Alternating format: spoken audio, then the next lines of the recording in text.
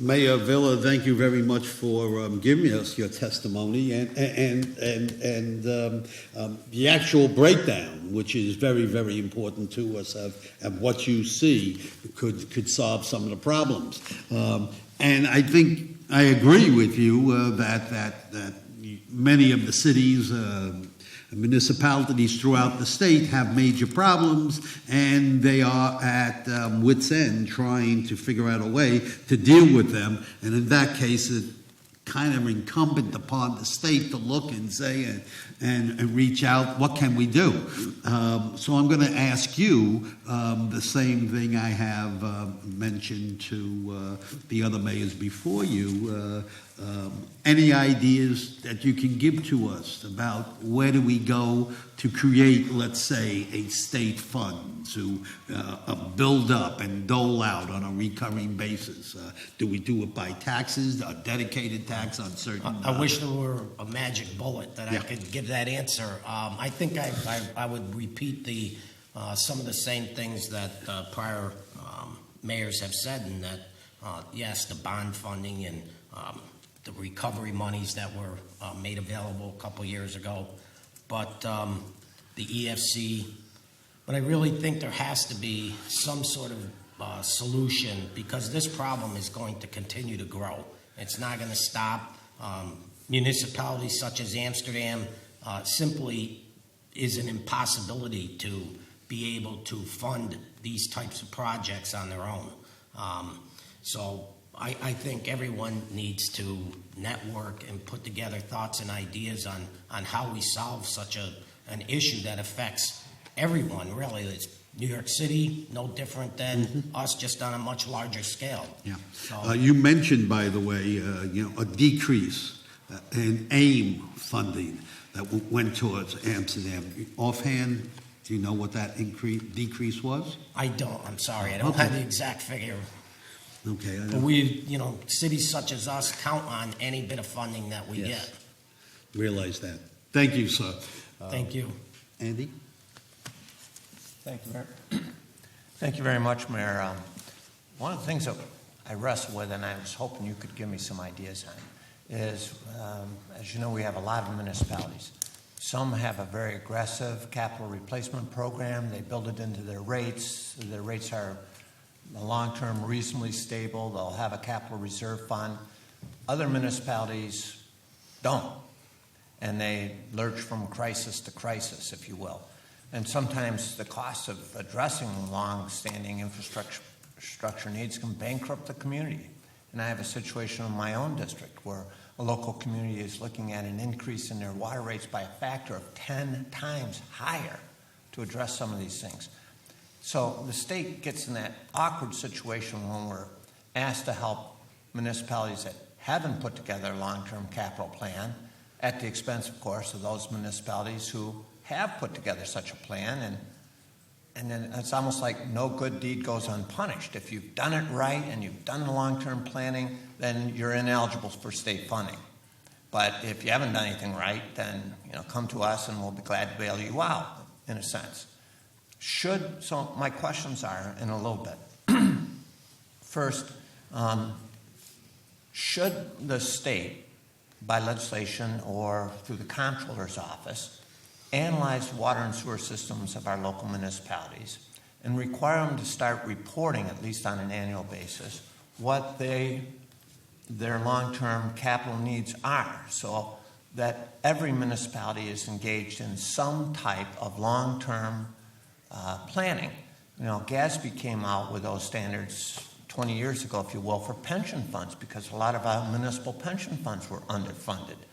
And it just the reporting forced us to address those and start getting on a common ground. So one question I have is, should the state comptroller, with or without legislative backing, start requiring municipalities to do that type of analysis? The second is, I'm very sensitive to the fact that that very analysis itself is one more unfunded state mandate. And so I'm sensitive to that, and I'd like your comments on that. And then a second component is, should the state funding be in any way tied to what the long-term water rates are. In other words, should we give more funding if a municipality is facing a huge increase? And how do we address with those issues? I very much appreciate your comments, and I think you're relatively new, Mayor, right? 31 days. So with 31 days, you don't have to defend anything we've done in the past, and so I'm very anxious to hear your ideas on how we should address this in the future. Mr. Mayor, before you answer, because I have been remiss in recognizing the presence of an assemblyman who joined us, and he's been here a little while, Assemblyman Eric Dillon from Brooklyn. So thank you, Eric, and Mr. Mayor, back to you.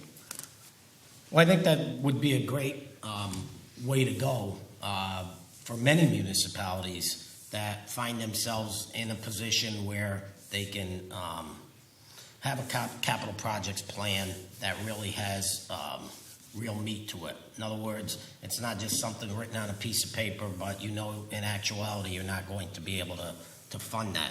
If you look at where I sit today, where we sit financially, I just passed a resolution to bring in an accounting firm to get our finances straightened out because we have not filed an AUD in 13-14 or 14-15, which now is holding up our federal funding. So I have a whole set of circumstances with finances that I made a priority when I ran that we needed to address. And I think before we can set out any path or course, we really can't do it until we find out how much money we really have. If you look at the Comptroller's Office recommends that small cities should have a 10% surplus based on their budget. So if our budget's $30 million, we should have a $3 million surplus. I'm afraid we may be in a negative, let alone have a surplus. So I understand the component of planning for water, sewer down the road. But for me, right now, it would be like, I would just want to know what a balance sheet is at the end of the month. Well, when you were mentioning your data, 18,000 residents, $30 million budget, $30 million in debt, my palms started to sweat. So I'm very sympathetic.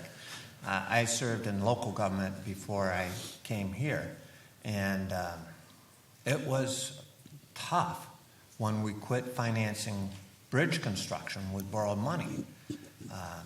And we took the decision we had to put it into the budget, but that's not an easy decision. So It's not. I appreciate the challenges you face, and I appreciate your testimony. Thank you very much. Good.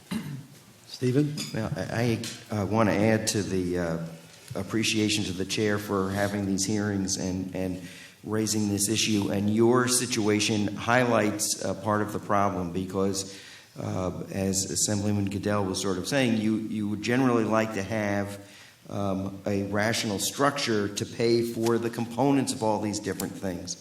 But if you are sort of maxed out on debt and you are maxed out in terms of what you can do on property taxes and your reserves are diminished, it points up the problem and the need to create some other kind of reserve or bank or something to help municipalities that are really stretched to the limits, and yet you are going to have infrastructure needs, and I've been very focused on the water infrastructure, but there are other components of this infrastructure needs that have to get solved. If something happens, you're not going to have a choice. You're going to have to make sure your people are getting drinking water, or that the clean water standards are complied with at the other end.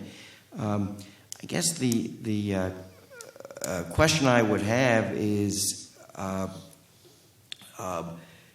in the mix of all the other burdens, what does Amsterdam have in terms of existing user fees or things that contribute even in a minor way to some of the cash flow for this? Because that's certainly a piece of it.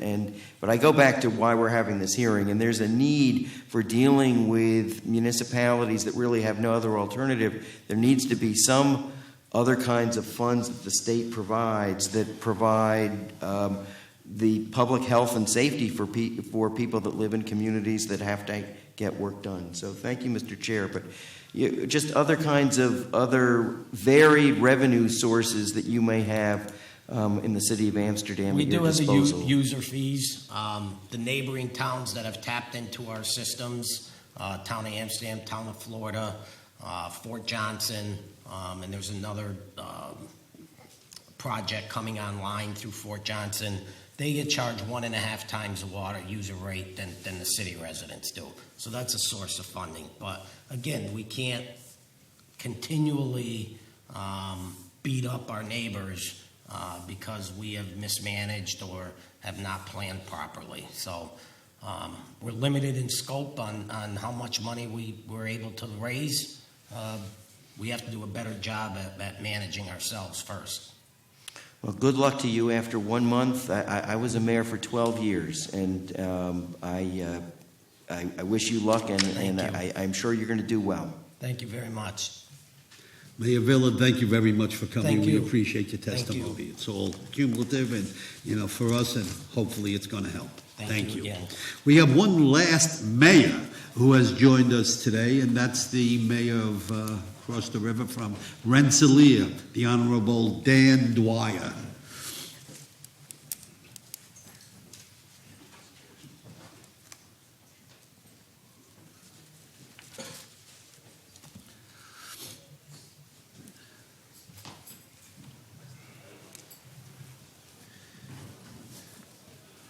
Mayor Dwyer, welcome. Thank you for coming here today, and you may begin your testimony. Thank you for the invitation, and I appreciate your hearing our woes. Let's put it that way. I have no formal agenda to give you. All I can say is what's happening. The city of Rensselaer is a city of 9,240 people. 60% of our land is tax exempt. 51% of our people are in the lower income bracket. We've got, we had on one street wooden pipes. I exaggerate not. Anybody would like to stop over, we still have a section of it up in our planning department. I have gone through, so far this year, since our budget year, which starts in August, 5 emergencies, blowouts complete. Last Christmas, we were sitting, my DPW commissioner and myself, were sitting down on Christmas Eve at 10:45 as we watched millions of gallons coming on Columbia Turnpike. It's our water system, state road, but our water. It blew the street completely apart. That street has cost me close to $2 million in the last 2 years of blowouts. We finally got money from the EFC to replace that line, and it's just been done. I'll give you several instances. I had what they call First Street. There was a leak there. We repaired the leak. We turned the water on, and the rest of the street blew apart.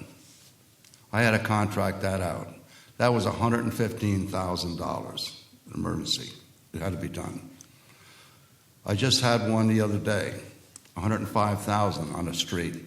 We turned the water on. The pipe was so corroded, nothing got through. We had an emergency in a sense of fire protection. People were not getting water completely. It was a disaster. We figured out I need at least $35 million over a period of time to replace the water system. That's without the sewer system, which is probably another $25 to $30 million. We're in that CSO with the rest of the towns. Every town, every city has got a problem just about in New York State. Do I have an answer? No. Do I have a suggestion? Yes. This is more than a state matter. This is federal money. It's got to come in here. But one of the prerequisites of that, though, is small cities have got to be some protection. It used to be the ratio was 2/3 of the money went to large cities, 1/3 went to small cities. That was abolished. Small cities, and the other criteria was you have to be shovel-ready. In other words, have your plans. No city can afford to spend $250,000, $300,000 on a plan and hopefully get it. It's not there. I'm almost up to my bond limit. We apply for every grant there is. You ask for suggestions. I don't know if it's acceptable, this is acceptable or legally or not. But one thing is, if you have the 30-year bonds, can you come up, no interest loans rather, can you stretch those out to 40, 50 to make it palatable, okay, for payment, especially small cities? Then we be able to, the payment is going to be stretched out. I realize that fact, but it makes it affordable for us. The other problem I've got, and this has been, our engineers figured this out, our pipes are so old that as I paid Troy $1,050,000 roughly. That's our water bill. 1/3 of that is being lost water. We just dug up a street the other day, and every section of the street was perforated. I don't know how much we were losing just there. 1 million holes in it. I exaggerate not. It was ridiculous. I wish I could have brought it over. We have a tremendous amount of lost water that we're paying. If I can recapture that water, that cuts my bill to Troy down considerably. That money then can be turned in and pay a loan or whatever. That's a tremendous amount of money. That will do quite a few streets. These are the problems we've got. Our sewer system, it's in bad shape too, every street. So these are the problems, and I'll answer any questions you have. The city of Amsterdam mentioned their AIM money has decreased over the years. Is it similar to with Rensselaer? Are you losing AIM money each subsequent year? I'm sorry, sir? The aid to municipality money that's sent down each year in the budget. Yes. Has that been maintained from year to year Yes, with you? yes. But I remember we put in our budget, we put $400,000 in it last year. And I went through that in a month and a half. Yeah. So you still get With your emergencies. AIM money, but it's just not enough. With emergencies, yes. Yeah. I'm bonding. I'm up to a point of being close to being maxed out. What do I do then? I don't know. I don't have that answer. Yeah. That's what we're trying to find I'm today. tired of emergencies. I am really tired of that. But they're there. You got to address it. We have been discussing the idea of a reservoir of money to give to municipalities such as yours, okay? Do you have any ideas as far as the state and what we can do to fund and any dedicated like taxes? I said before, I think it's more than a New York State. It's also federal. I think they have to go to the feds to get some money. There's no alternative. Can the state do it alone? I doubt it with the problem around. And has the federal government been responsive to your needs? I know Congressman Tonko is a member of the subcommittee on infrastructure in the House. Has Congressman Tonko given you any hope as far as the federal monies? I don't have an answer other than that. Okay. Andy, you have anything? Steve? No, Andy's going. You buy, as I understand it, you buy all your water from Troy? Troy. And they presumably charge you a fair rate, probably 1.5 times or some multiple of their in-city rate. You then add on top of that an additional charge for your own lines? That department has to carry its own. The wages come out of that, insurance come out of that, retirement comes out of it for the workers. Everything comes out of there. And the cost factor to run the plant up in Troy, which we're in 50% of the system with East Greenbush out there. So we split the cost, but it's still up there. And what is your rate now? Right now, that we're paying is $1.92.6, or $93.6. And what's the rate you charge your customers? $5.25 So the additional... per thousand. I mean, you're basically charging $3.25 for maintenance and repair and the operation of the It's department. just holding its own. Gotcha. It's holding its own. And you said you've bonded almost as much as you can. What kind of interest rate are you paying on the bonds? I'm sorry, sir. I'm very hard of hearing. You said you've bonded as much as you can. What kind of interest rate are you paying on the We've bonds? been about 1.48. Now it's up to right now we're up around 1.59. So if the state provided no interest loans, it would help, but not an awful lot because your interest rate is 1.5%. It would cut your cost by that amount. And so you're suggesting another alternative is longer term repayment. Right, but what's going to happen down the road? That's what scares me. Sure. Thank you, Mayor. I appreciate your comments. Thank you. Thank you, Assemblyman. Mr. Otis? You're really on the front line of this crisis, and so we appreciate that. If you have this, you can get it to us. What percentage of your budget do you pay in principal and interest on your outstanding debt? What percent of it we pay in principal? And I would say close to about 12%. Okay, so that's It's up there. higher than what we would want. So Right. that, in a sense, helps make the case for your need. Appreciate it. Thank you. Thank you, Mr. I'm Chair. just concentrating on two things, and that's sewer and water. Micro, they can come later. We're a small city. My main concern is to get this thing under control and get it done. We're paying for the sins of our fathers. Here and there. It's there. We got to deal with it.